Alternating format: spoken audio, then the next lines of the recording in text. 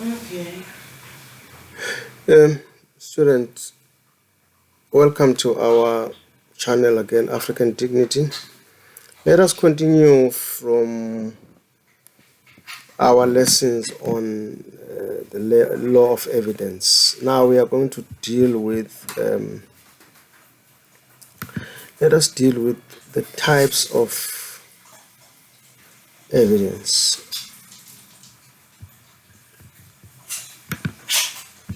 Okay, we know that there is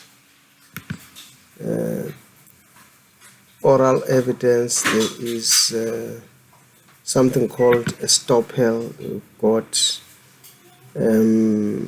hearsay evidence, we've got circumstantial evidence, we've got what is known as character evidence, and we also have what is called opinion evidence. So we need to deal with this, but I'm not going to go in depth because you have definitely talked about this in your class with Dr. Naidu, that I'm sure of. Hence, because it is in your other topics that we have dealt it, from topic number 1 to topic number 6, according to the information that I have. Right, so we are not going to waste time. We're just going to gloss over it and talk about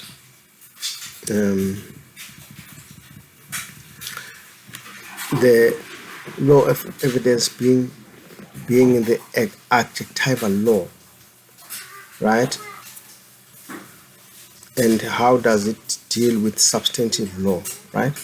So law of evidence is a part of adjectival law and provides the procedural mechanism whereby those rights and duties are enforced, whereas the substantive law provides for or creates rights and duties, right? So you can read the case of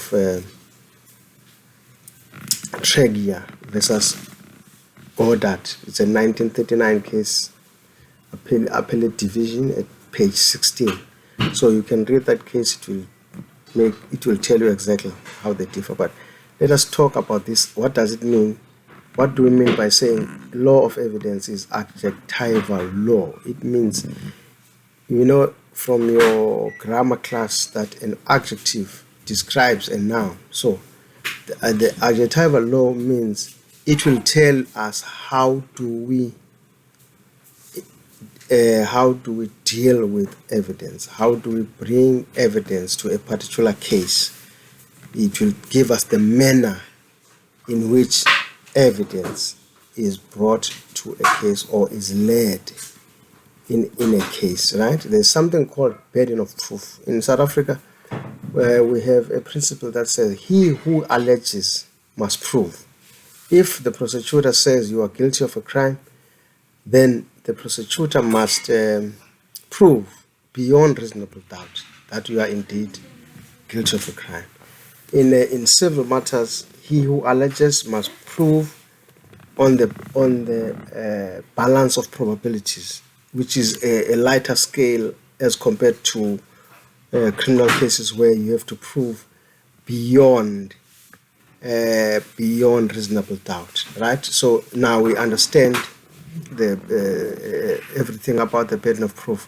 And in the same case, Treasure versus Goddard will tell you that because it was held that substantive law set out what has to be proved and who must prove it. That's what I said. So who alleges must prove. The appellate division held that burden of proof falls within the ambit of substantive law, right? That is not the burden of proof. So you're making a difference between burden of proof and and how it relates to the law of evidence, okay? Because it is in fact a substantive law, right? So, and there's also a concept called irrebuttable presumption. Irrebuttable presumptions is where the matter is is direct. There's nothing we can do about it. It is irrebuttable. You cannot rebut. If somebody says there is a dead body, if a person has been certified by a doctor to be dead, and there's a report to that effect, that is irrebuttable position that the person is dead. So there's nothing you can change. You've just got to accept it, right? These are rules of substantive law directing the court to accept a situation as conclusively proved once certain basic facts have been proved, like the doctor certificate that says the person is dead. So you have to do what? Yes. So before I forget, with the burden of proof, there are contrasting views, especially from a guy called Rademacher.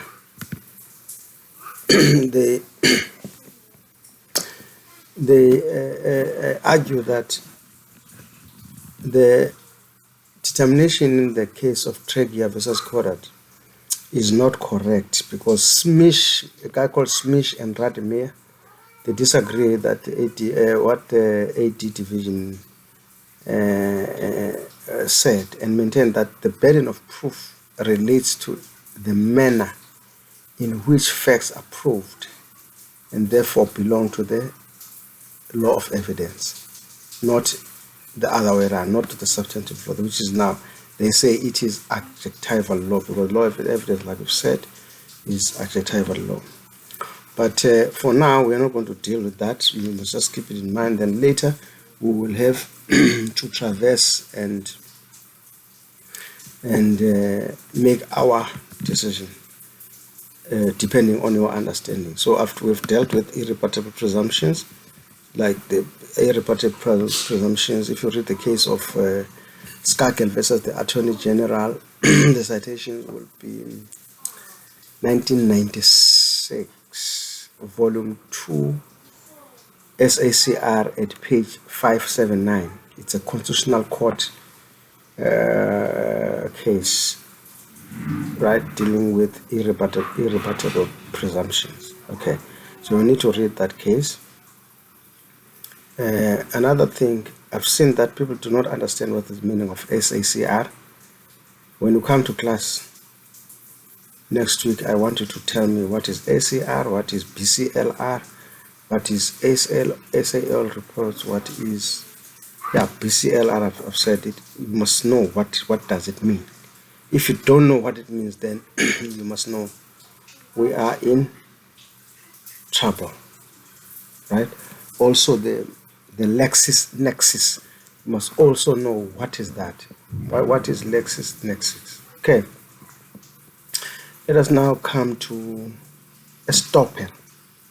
So estoppel, it originates from the English law. These estoppels are done in the English, mostly in the English law as we speak, right?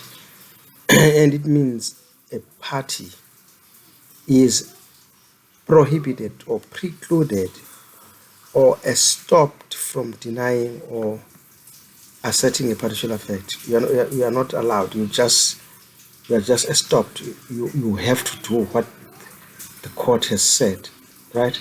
And there are two forms of estoppels that are very common in our law.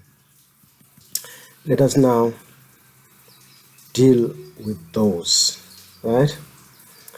This is a doctrine applied where a person makes a representation to another who, believing the truth thereof, acts upon the representation to his prejudice, right? If somebody says, no, I killed so-and-so, you make the statement under oath. So there is no reason for anyone not to believe what you say. And it is prejudicial because the actual person, it deals when we are dealing with mafia. The mafia, somebody will be bought to go and carry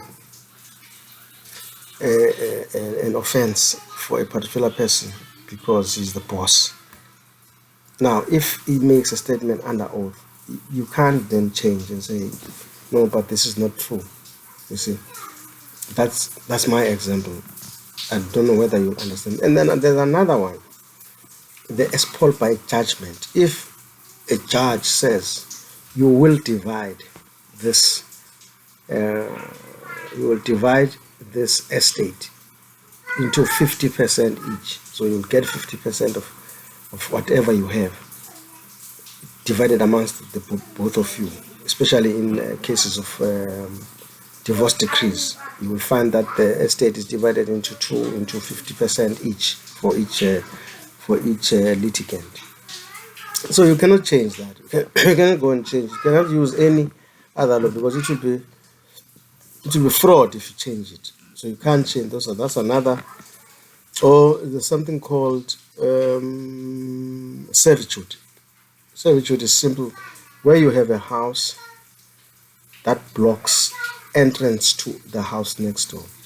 That guy next door can go to court and apply for something called servitude. Servitude will be a thoroughfare or a walkway that goes through your property, so that he can be able to access his property.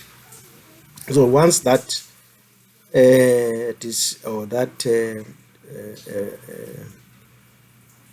judgment is made by the court, right, or order, if you like, nobody can change. That is commonly known as in South Africa as res judicata, right? It's called res judicata. This means that a matter has been finally adjudicated on by a competent court and may not be raised again by the same parties. So you can't go and say, no, I don't want this servitude to be recognized. This guy must use the other route and make his own route in order to get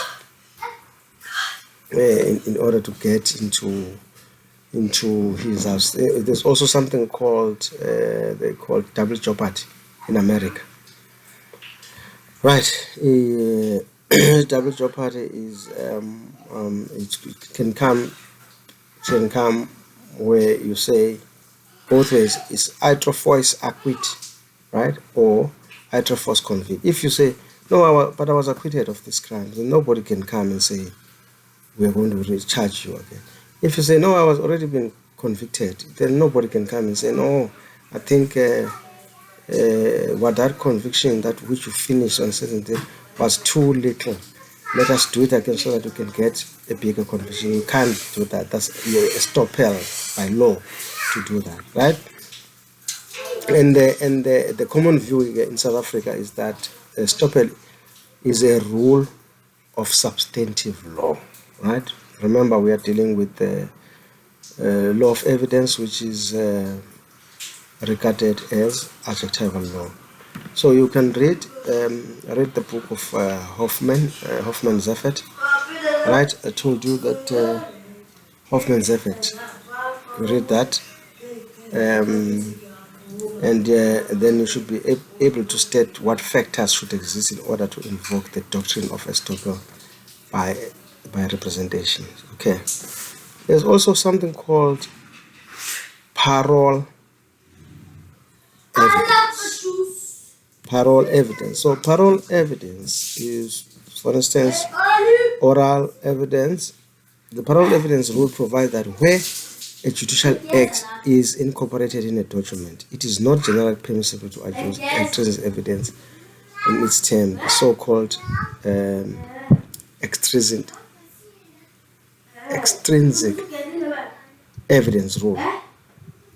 Right, and parole evidence basically refers that when people come together and make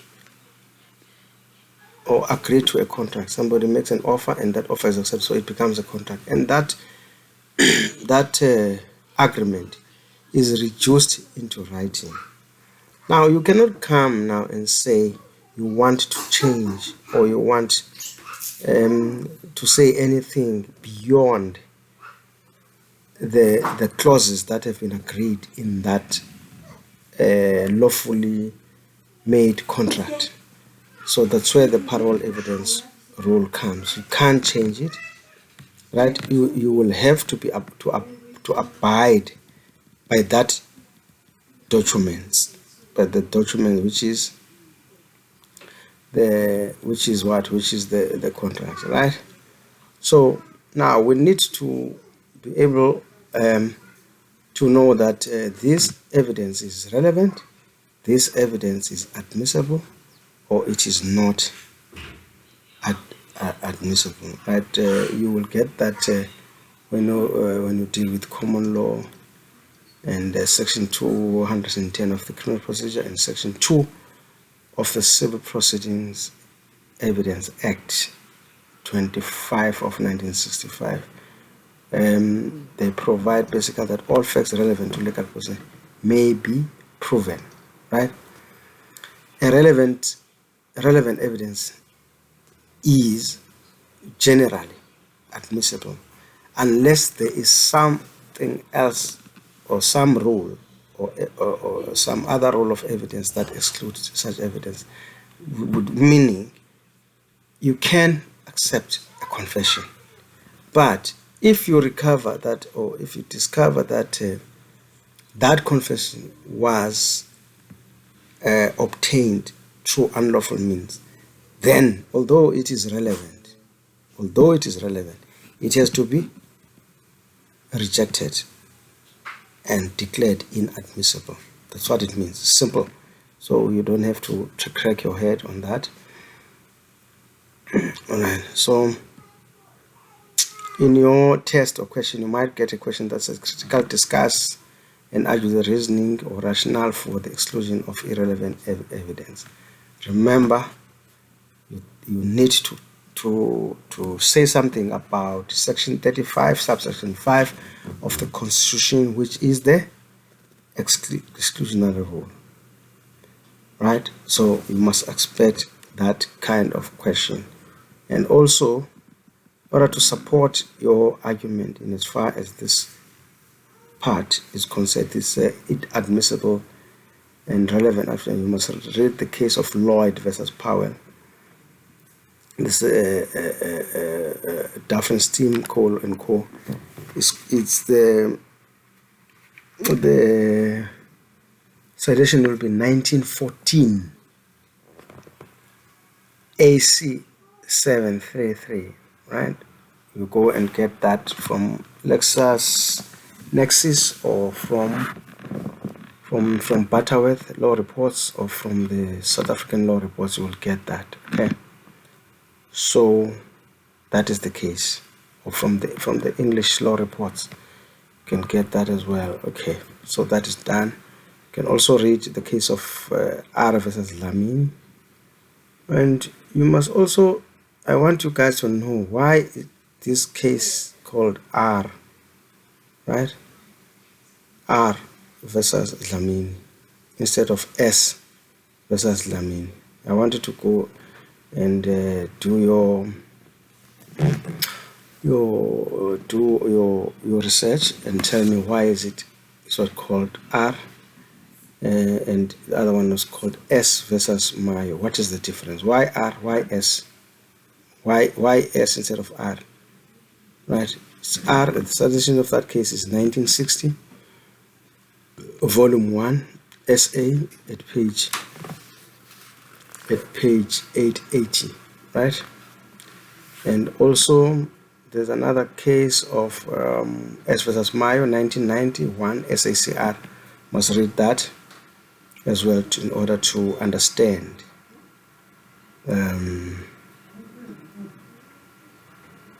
right. There are a lot of cases. You can consult your study guide. It will tell you exactly which cases to read, and you must read those cases, right? Now let us come to another one. I think I also know that you have dealt this is your, I think it's topic 1 or 2 of your studies, but where you dealt with the types of evidence, right? There is something also called character evidence, right? Character evidence, what you should know is that prosecutors are not allowed by law to attack the character of the accused. You can't say this person has committed an offense because 20 years ago he was convicted of raping 20 girls. That evidence will not be admissible, right? So character evidence, you need to be very careful as to when will it be admissible. So if a person leads evidence of his good character or reputation, then that's only then the prosecutor is allowed to do what? To raise evidence or lead evidence in rebuttal. Otherwise, it's not allowed unless the person starts, right? So you read section 227, subsection 1 of the Criminal Procedure Act, right? And it will tell you how can it whether character evidence is admissible or not, right? And it is determined by the rules of the English law, right? The general rule is that the accused may accuse evidence of his own good character, but the prosecution may be prohibited from accusing evidence of his bad character, subject to specified exceptions. Exception is that if he does, then the prosecutor can rebut it. Okay. So the character evidence. Okay. And in when dealing with civil matters, it is totally not allowed. You can't say this person doesn't want to pay money because he's a thief or he's got criminal record, that is why he's not paying your money. You are attacking the character of that, which has got nothing to do with the civil matter before court, right? So you can read also the case of R versus Gingham. No, R cases are English cases, but you can read them. Okay. But it's important to note that once an accused adduces evidence of his good character, the prosecution can respond by introducing evidence of bad character. That is section 197 of the Criminal Procedure Act. You must read it. It provides that once an accused adduces evidence of his good character, then she may be cross-examined with regard to his bad character. You say, okay, you say you are a priest, but how come you've got so many girls pregnant by you in your church? You see, now you are saying, you are rebutting what he says. You can't say you are a bad man, but you will just introduce or adduce evidence in opposition to that proves that person, whatever he's saying is not correct, right? So also, you're not allowed to raise the fact that the person is guilty because he has previous convictions. Section 211 of the Criminal Procedure deals with that, so you need to read that section as well. You can also read the case of State versus Malinga, 1962, and volume 3 SA, page 174 D, which means I think it's a Natal case.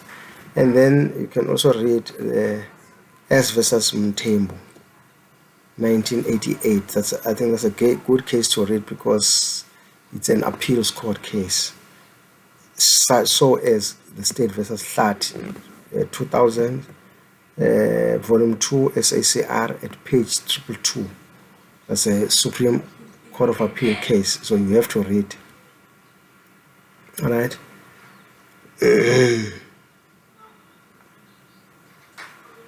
Right. So it will tell you about character character evidence. Okay. So, like I've said, character in civil cases is just generally is considered irrelevant. So it's a no-no. Do not ever do that. Right? Both parties are registered to leading evidence of general reputation. You can't also say, I'm a good person. I cannot stay without paying because I'm a good person, paying my rent or paying for my car, right?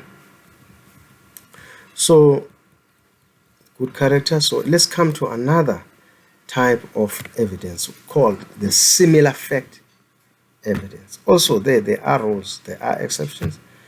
Similar fact evidence, it can be admissible, it can also be inadmissible, right?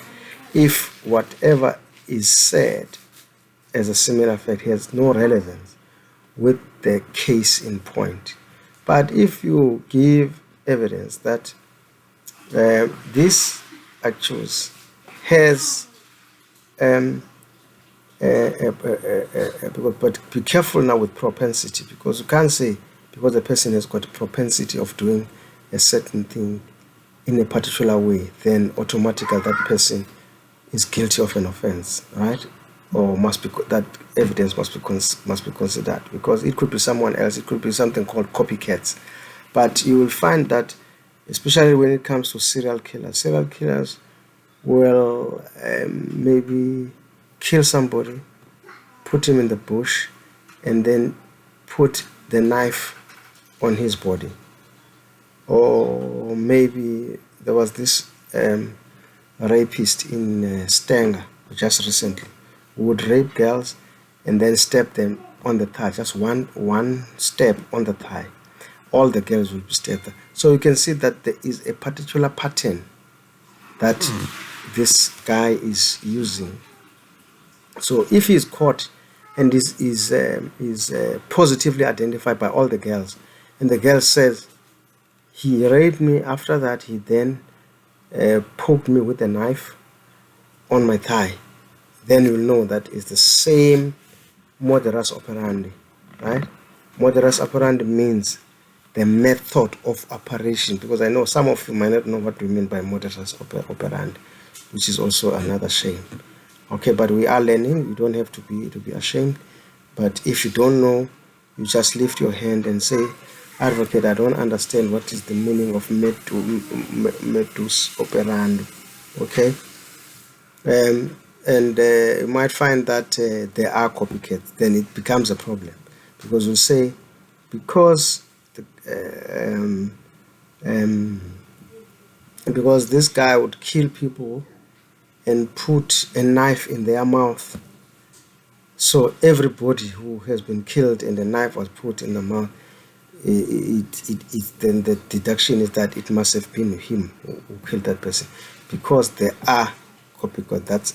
That's the argument. There are copycats who would want to copy that, would think that person is a role model. So you can read the case of Lobster versus National Food Ltg. The citation is 1986, volume 1, at page 553. Right? It's a Zimbabwean case. It's a Zimbabwe. It's a is it? Yeah.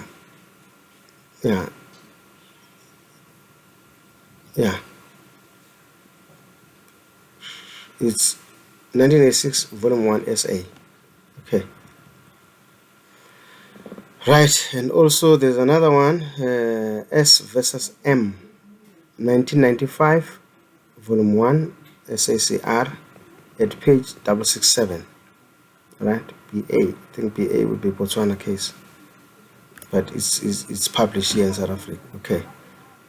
So the rationale for the exclusion of similar fact evidence, similar fact evidence is generally irrelevant because its prejudicial effect outweighs its probative value. So what is important is that the probative value. So that was the principle in the case of S versus M, right? The court noted that in criminal trials, one of the main reasons for not allowing the admission of similar fact evidence was its potential for prejudicing the accused, right? Like I've told you about the copycats, right? And then similar fact evidence may also lead to procedural inconvenience. The accused is quite often taken by surprise when this type of evidence is introduced.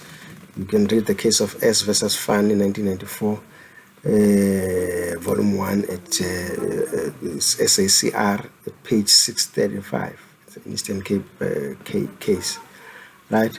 The judge there was Judge Jones, right? And his remark were that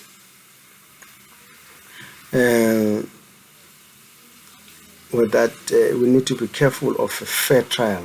It must be given a fair trial, and he did that. You must know this is a case of 1994. The interim constitution was already in place, so he referred the whatever he said to the interim constitution, right?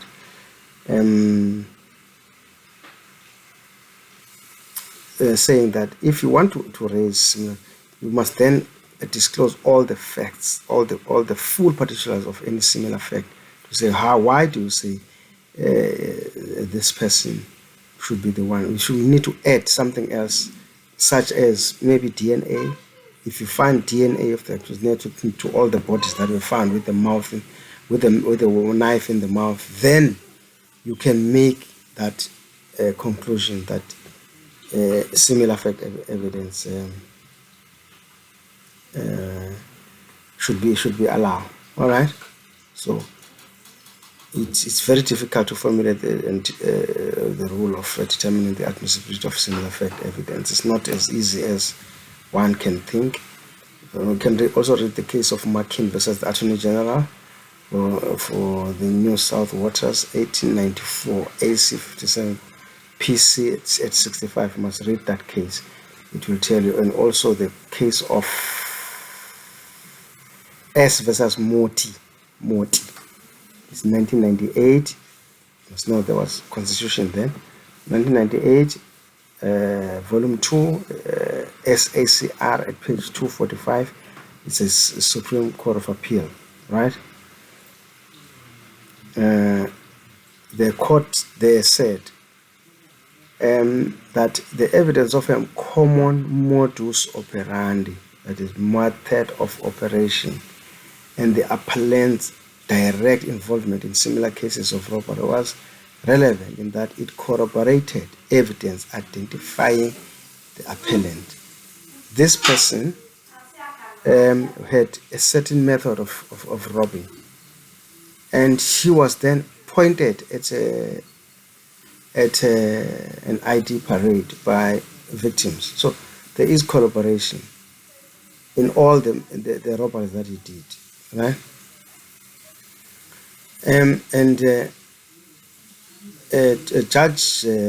Acting Judge Ninebar, as he then was, he held that although the similar evidence was admissible for identification purposes, it could not be used to sustain an inference that the appellant participated in the robbery, right?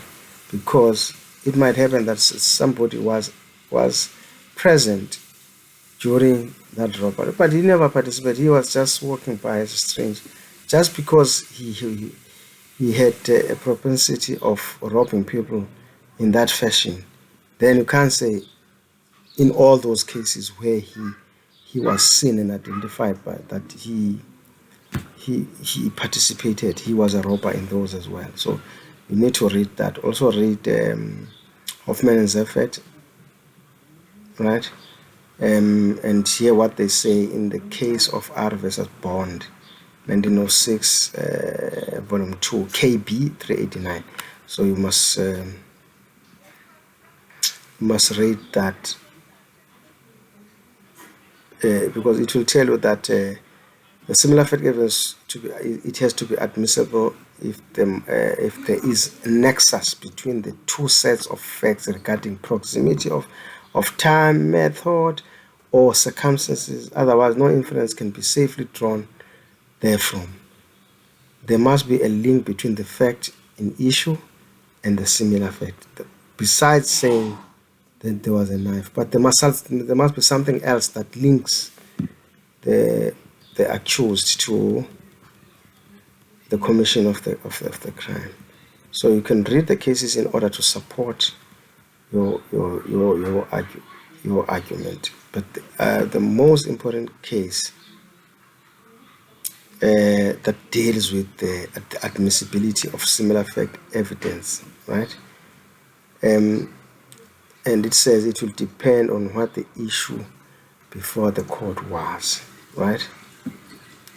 Other evidence relevance of similar fact evidence will also be determined by the strength of the other available evidence. So you cannot rely on similar fact evidence unless there is something else that corroborates your findings, right?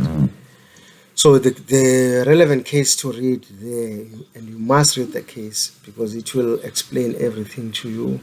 It is the case of S versus D, and the citation is 1991, volume 2, SACR at page 543. You have to read that case, including the case of Lobsha versus National Food Ltd 1986, volume 1, SA at page 553. And also you can read the state of the case of S versus Mavuso 1987, volume 3, SA at page 499. That is an appellate division. Also the case of that famous gangster called Donovan Krager. Donovan Krager is S versus Krager and others. It's SS26 to 2014. The citation there will be SA will be 2016. 2016 volume 2 SACR at page 214, right? So read that case. Judgment was made on the 25th of August 2014, but it was then 2016 this was finally published, and judgment was made in 2016, right? Okay, so you read those cases in order to, and also we've got something called opinion evidence. Let us now deal with opinion evidence. Okay, when we are dealing with opinion evidence. Okay, opinion evidence, right? Opinion evidence will only be evidence that is led by experts, right? Sometimes people will ask as to why would you call a policeman an expert? Because a policeman is somebody who studied until grade 12, if you like, and then how does he become an expert? Yes, a policeman can be an expert because if he proves that he has been doing this job for so many years and he has been testifying in court to prove certain facts or opinion, like the forensic pathology evidence, that person, or the training that he might get, extra training with the police that prove that this person is an expert, that evidence, that opinion evidence can be allowed. The only problem that is always committed by attorneys and advocates in court is that when a doctor is called, because a doctor is an expert, qualified doctor, is called to do an expert opinion. For instance, let's just talk of a dead body, right? We know that there could be other factors that may interfere with a certain crime. For instance, a person is killed in Durban and dumped at your house in Richards Bay, and because the body was found in your house, so you will be the first suspect, right? The owner of the house will be the first suspect, or yes. Now you have to answer, how did that body come to your house? There will be investigation. You might be arrested, and yet you know nothing about that body. But now when it comes to, now you are in jail and you have told your attorney that You know nothing about this body. And but you were in the house, you were sleeping. In the morning you woke up, there was a dead body at the door in your house, right? So what do? The the attorney must try and do um, inquiries or cross-examine the expert evidence in as far as something called coagulation, because when a person dies, they don't normally fall on their back. But when people hold anybody, they don't just dump him anyhow. They will put him nicely on his back with the face facing up or maybe facing on the side. But definitely they will put that person um, with their on their back, right? That means the person will be lying on his back. The dead body will be lying on his back. That's a normal thing, when, especially when bodies are dumped. Okay, or they might put him on a wrong position, right? A position that normally it happens like that. If a body was killed somewhere else and dumped somewhere else, the the doctor will know exactly how that body was, because that is why you'll see that when a body is found, the first thing, as I say, do not touch it, because you are now interfering with the crime scene. Okay, do not touch it, and then the forensic investigators will come and take pictures. That's why I will see the body will be cordoned in. They will put that tape, we call it, sometimes we call it danger tape. The scene will be cordoned, because we don't want anybody interfering with the scene of crime, because you might leave evidence or take evidence that would implicate the real killer, right? Because around that body, if people know how to investigate, they will come and take DNA evidence, which will show who dumped the body. Obviously, the owner of the house, there will be DNA around it, because he is in and out in his house, or maybe at a balcony. There might be DNA, but there'll also be foreign DNA of people who are not supposed to be there. A stranger from Cape Town with a DNA in your house, and then that person is caught somehow, and DNA is taken, and it matches with the DNA that was found in your house. Then the whole complexion of the case changes. So now, in order for you, this is simple. You need to do this when you start your trials. You will ask the question as to whether the doctor understands something called coagulation. Coagulation means where the blood is concentrated after death. You know, when a person dies, if a person dies and he falls on his stomach, right?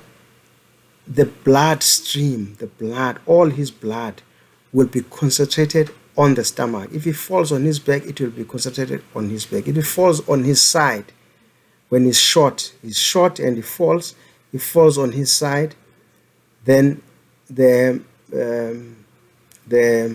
blood concentration will be on the side. So the mistake that is normally done, people take bodies and dump it at your balcony, and they put the dead body on his back.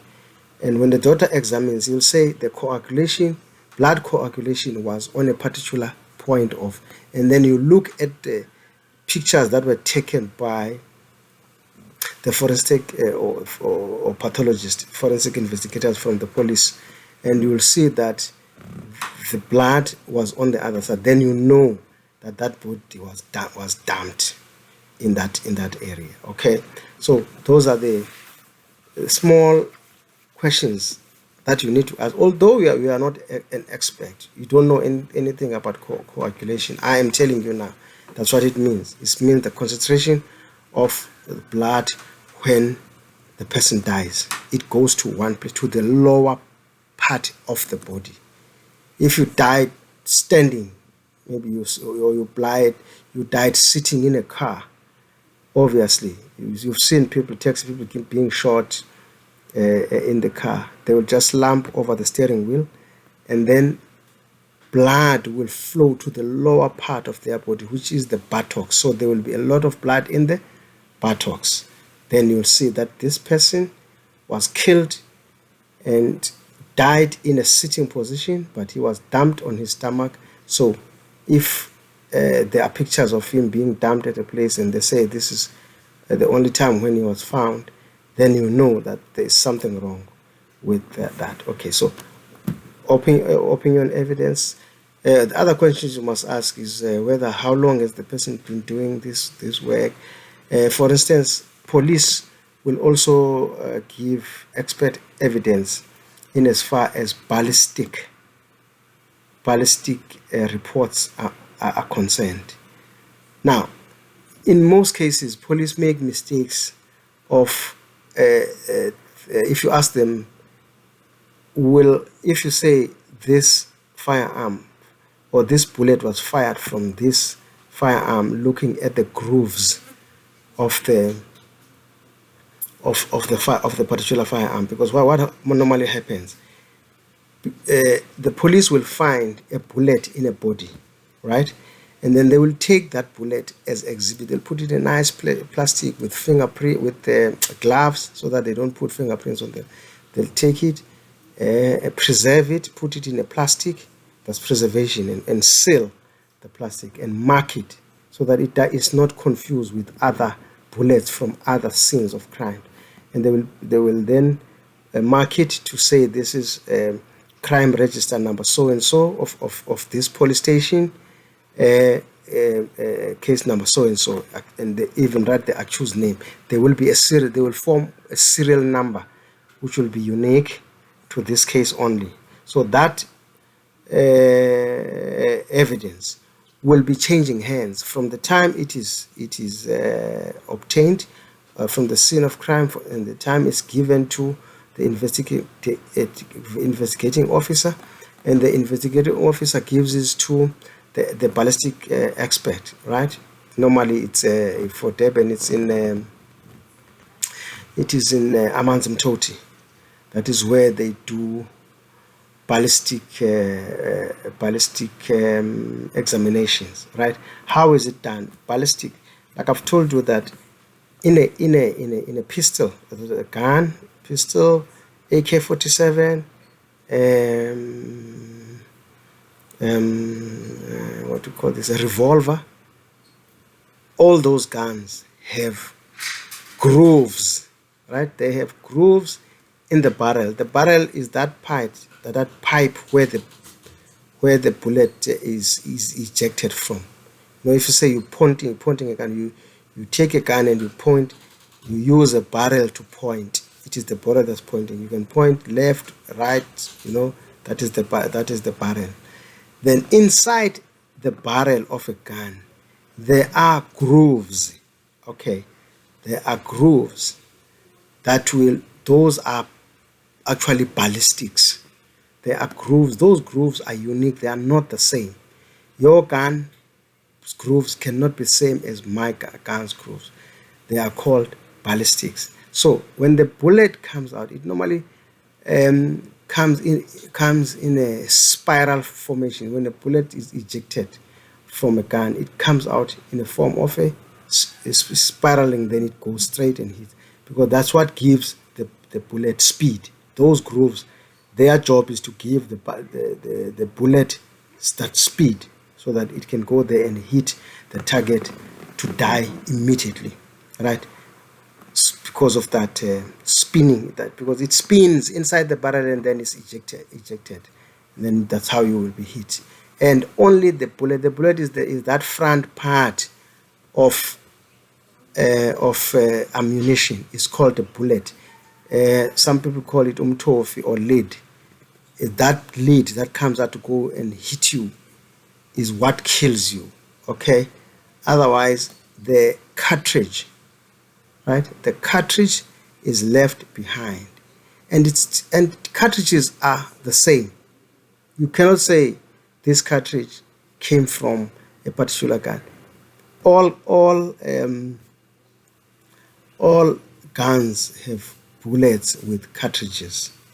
Even the shotgun, I told you about the shotgun has also got a cartridge, because this is how a bullet is made. Bullet is made, it's a casing, which is the cartridge, and inside you put gunpowder. All of them, they've got gunpowder. That's where the combustion begins. You put there is gunpowder, and then at the tip there is the actual bullet, which is lead. Then when the hammer of the gun hits the back of the cartridge, combustion happens. So there's fire. That is why it's called fire. Fire happens inside the bullet, and that part yes, inside the round. Let's call it a round, because it's called a round. The bullet is called a round. So a round has got the, what we call, the cartridge, and then the lead, which is the actual bullet. So once you pull the trigger and the hammer hits at the back of the bullet, and then fire will be, there will be combustion inside the bullet and inside the cartridge, inside the round, and then the bullet will be ejected through the barrel, and that's how a person is hit. So when you use a pistol, the parabellum will eject the cartridge. So you'll see, okay, there was a shooting in this place because there are gun cartridges. They'll say, oh, how many cartridges? Or 10 cartridges. That means 10 shots were fired. Okay, but it's different with a revolver. A revolver is that gun where when you press the trigger, it will then revolve. It's got a wheel, something like a wheel. In that wheel, there are bullets. It normally takes 8 bullets. So that one does not eject. They remain in the chamber. But with the pistol, they are ejected from the chamber. Right? It's a pity I don't have a gun. Otherwise, I'll show you how it's done. But that's how it's done. So there will be cartridges, and the bullet will be ejected. So what is being tested is that part of the round, which is called a bullet, umtofi or lead, right? And then there will be impressions made by the barrel. That is how you will be able to extinguish that this barrel, this bullet came from this particular gun. Because what they will go and test the gun and see what impression does it make. And then with your naked eye, you can see the difference. It's easy. With the naked eye, you can see the difference. Okay, so that is how ballistic reports are made. So a policeman can go and do ballistic reports. That's now opinion evidence. So you must read all the stuff about opinion evidence. Then there are cases.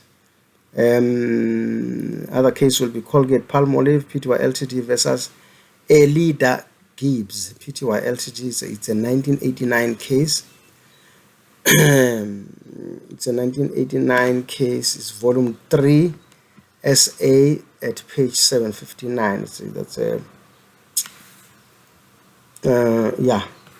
And then another case is Stewart and Lloyds of South Africa versus Croydon Engineering and Mining Supplies. The citation is 1979. It's 1979, volume 1, SA at page 1018, right? You read that case, and also the case of S versus Pistorius. It's a 1991 case. Don't think about Oscar Pistorius. Pistorius was sentenced way later than that. 1991, volume 2, SACR at page 601, S versus Pistorius. It talks of the expert opinion, right? So we are done. I know you've done work on this subject. I'm just closing over. I'm just closing over and trying to make you see what is opinion evidence, right? I think everybody understands, right? And there's also something called previous consistent statement, right? Previous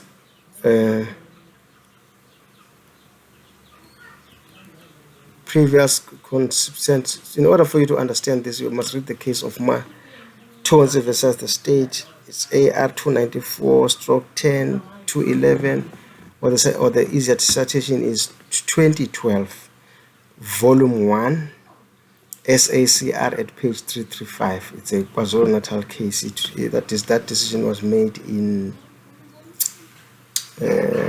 26 July 2011. So you must read that case in order to understand the previous right. And then we talk of exclusion of relevant evidence on the basis of privilege, right? Some evidence is privilege, you cannot say it. For instance, evidence against a diplomat.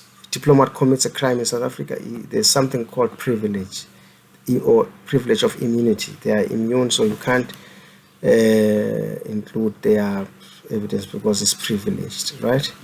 Because sometimes you might make evidence in a court that might cause a world war. So you must read the cases of okay. You read section 203 to section 217 and section 219 of the Criminal Procedure Act, right? And you also read section 35 subsection 1 of the Constitution. You also read section 35 subsection 3 of the Constitution, right? All right, so that you'll be able to present arguments based on the rationale for privilege against self-crimination. Those sections will help with that. A person is not allowed to self-incriminate, your self-incrimination, right? So it will be privilege in that sense. Also, you must be able to present views as to whether it is necessary to advise your client of his section 35 of the constitutional rights at a pre-trial stage. Then the cases that will help you is case of S versus Luane, 1966, volume 2 SA at page 433, and the case of State versus Maunye. Maunye is MAUNYE, right? It's a 2002 case, volume 1 at page 266 of the SACR, right? And also the case of Shihamana, 1991, volume 2 SA at page 860, right? So there you will find that the principle is that at pre-trial proceedings, right, in the common law case, persons or clients should not be compelled to incriminate themselves, right? And also that enforces a responsibility of police at the time of the arrest. When they arrest somebody, you can't say because if you arrest, you'll be pointing guns. That means once you point guns, you are threatening a person. You interrogate a person pointing firearms at them. Obviously, they are going to say what they didn't want to say, right? Because they are scared of the gun that you've pointed at them. So the police should always restrain themselves from threatening people or making people make statements at that stage. You can read the case of Mapumolo Homa. It's there in your study guide. Also the case of Ngwenya.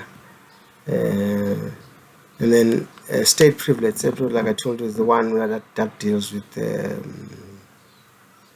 you look at section 202 of the Criminal Procedure Act and section 42 of the Civil Proceedings Evidence Act 25 of 1965. You look at that, it's then it will tell you exactly. And the cases to read is Van der Linde versus Kalitz, 1964, volume 2 at page 239, right? That is state privilege. Okay. The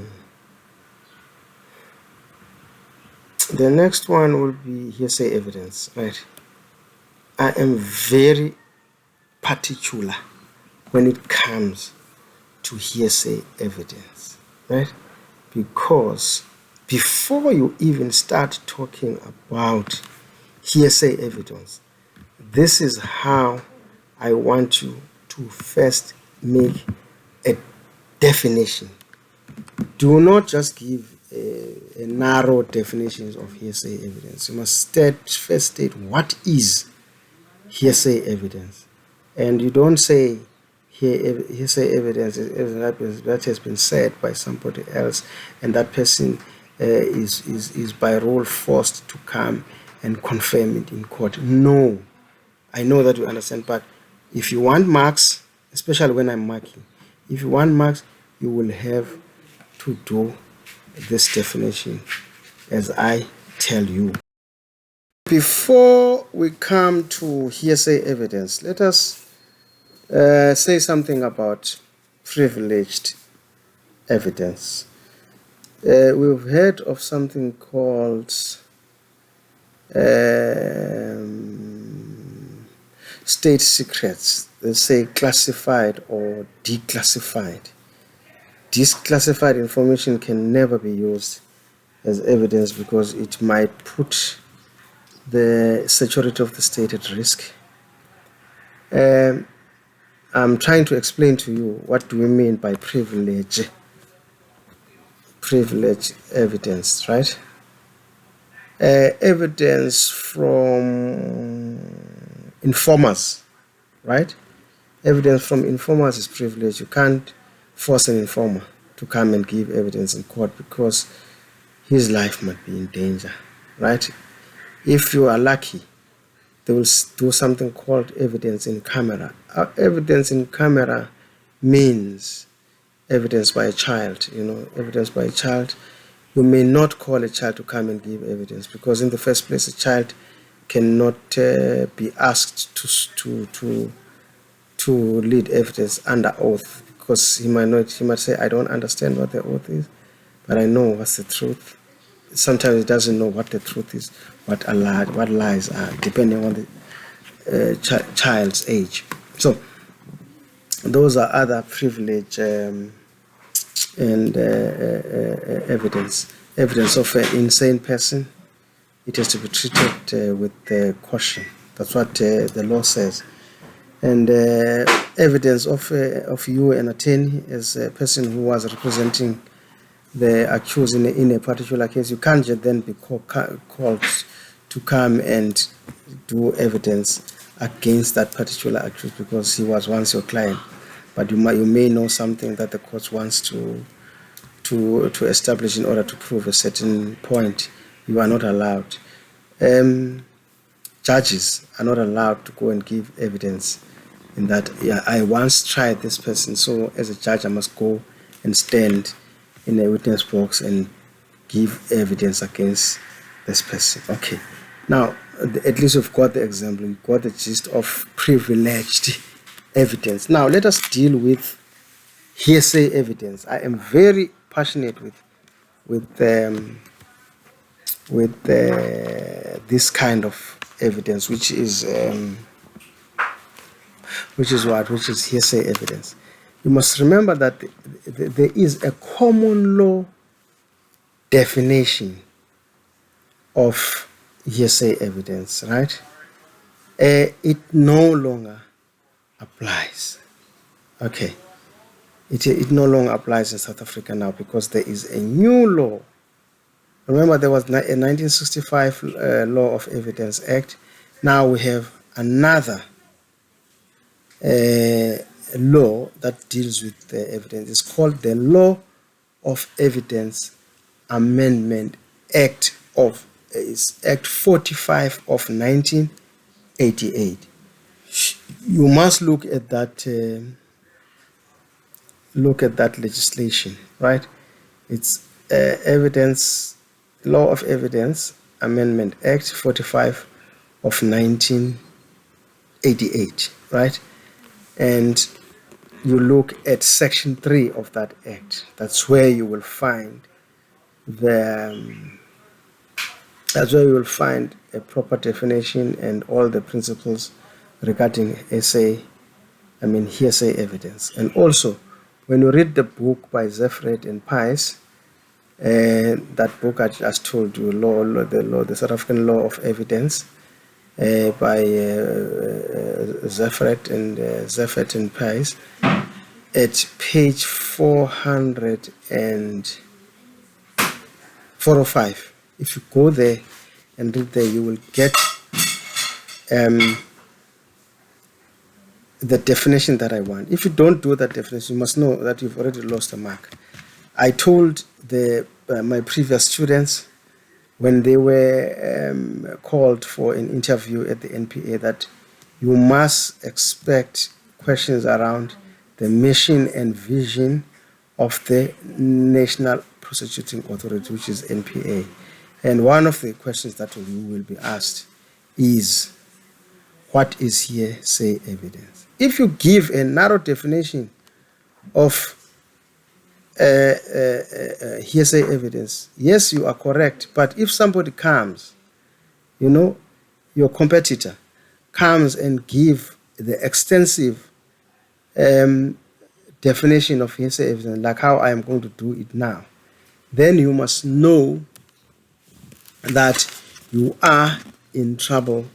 Whoever is in charge of that interview will not choose you, because I want you as a student from the University of Zululand. This is how I want you to define hearsay evidence. So your definition will go as follows. You will say, in terms of the Law of Evidence Amendment Act of 45 of 1988, hearsay evidence in terms of section 3 subsection 4, it is evidence whether oral or in writing, the probative value of which depends upon the credibility of any person other than the person giving such evidence. Right? What is important is the probative value of that evidence. So if you do that evidence, if you define the evidence as that the probative value of that evidence depends on another person other than the one that's giving it. So you do that full definition. If you don't do it like that, then you must know that you have missed the boat. That is hearsay evidence. So I think I'm done. It's clear. You know exactly what is meant by hearsay evidence, right? Right. So you look at section 3, subsection 4 of Act 45 of 1988, and that's where you will get the full definition, right? And will be able to analyze evidence and discuss whether it will be hearsay evidence and whether it will be admissible or not, and what are the factors. So they also there, if you read that book, the book that I've told you now, the South African Law of Evidence by the third edition by DZ Zefred and AP Pizes, it will tell you exactly at page 4 from page 404 to 405. That's where definition of a hearsay evidence is, and then it will tell you. And then also must also read the case of State versus Ndlovu. It's a 2002 volume 2 SSR at page 325. It's a Supreme Court of Appeal case. So you might also look at that case, and also look at the book of Shrikant will be SCHWIKKARD. You look at chapter 14, and then there will be there a selection of common law exception to the hearsay rule. There will be some exceptions to the hearsay rule, right? I wrote that chapter just for you. It's not for exam purposes, but you must read it so that you will understand what is meant.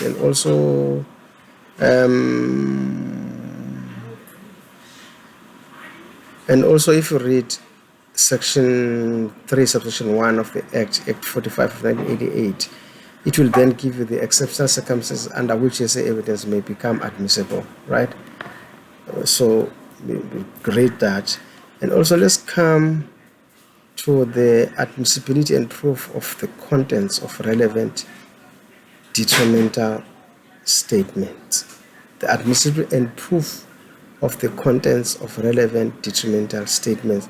That is now you'll meet that when you do something called trial within a trial. In our case, where the person had incriminated himself in a confession that we rejected, but now there was some called nexus. If you look at the events from the time the girlfriend came to his house, we look at the time, the evidence where it was recorded that this girl was working for Virgin Active, and she knocked off at 3 o'clock and called somebody in the family that I will be going to see my boyfriend to collect monies that were owed to my cousin, which was 150 rands for a washing that was done by her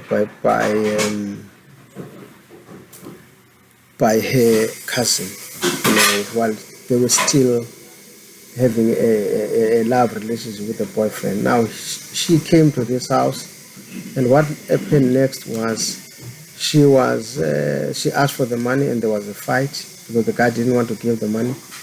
And she asked her, but why did you allow me to come and pick up the money when you know that you're not going to? So there was a fight because she was an instructor, fitness instructor. So she thought she was fit because she was always at the gym, at the Virgin Active gym. And then there was a fight. This guy held her and hit her against the walls, banged the head against the walls until she died. So because of that chicken, spat of blood from a dead chicken, then he made a confession. But now, although this statement is unlawful, that confession was unlawful and inadmissible, but it had relevant and detrimental statements. Detrimental in that he was self-implicating himself by making that confession. But what he said was corroborated by other witnesses. There was a witness who said, hey, you must go and pick me up at Isipingo at 11 o'clock at night, to show that what he said, that he left his house and left the car to the neighbor so that they can go and pick him up at Isipingo, because he wanted to go and dump the body at 17, at the cemetery in 17 in Amlazi. So there was collaboration that I went. This guy who is the neighbor said, yes, he gave me the car, and he said he would call me to go and pick him up at 11.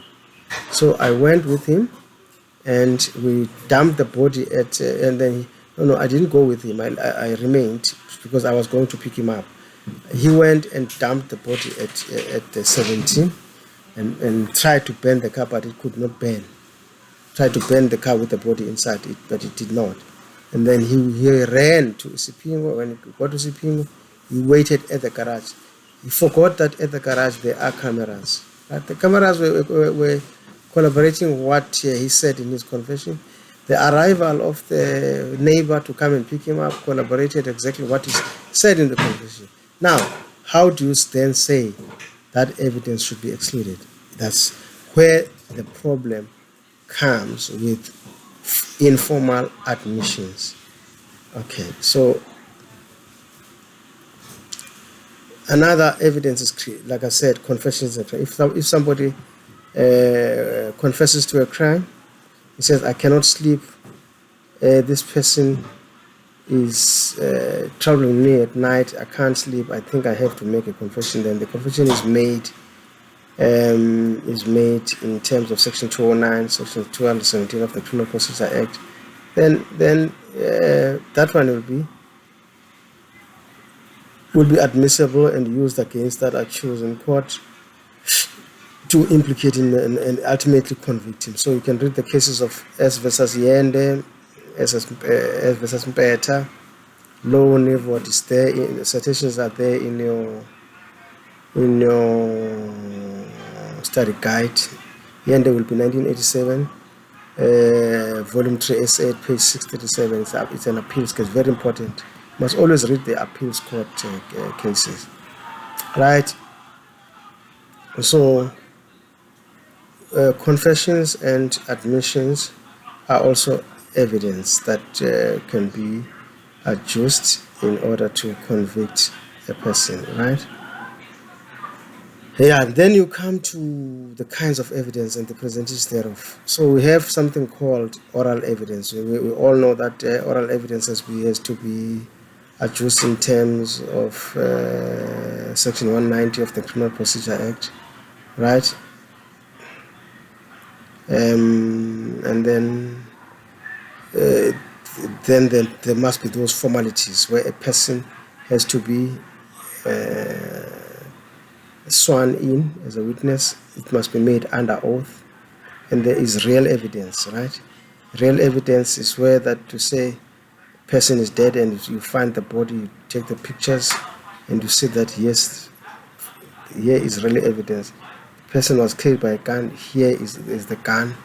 It's brought to court as an exhibit. Real evidence as exhibit. Documental evidence as well. It's evidence like bank statements, phone records produced by.